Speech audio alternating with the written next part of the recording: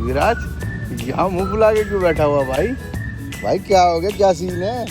चाचा आपसे आपकी वीडियो को कभी लाइक नहीं करूंगा मैं। आप हर सैटरडे अकेले अकेले घूमने के लिए जाते हो, अच्छे पार्क मुझे नहीं ले आते। तो भाई मैं तुझे कैसे ले जा सकता हूँ, तेरा स्कूल भी तो होता है हर बारी। आज तो छुट्टी है, आज ले जाओ। तो चल ले फिर, आज तेरे को घुमा के लाता हूँ दिल्ली का बेहतरीन पार्क। तो वीडियो लाइक करेगा ना? तो दबा के शेयर भी करूंगा।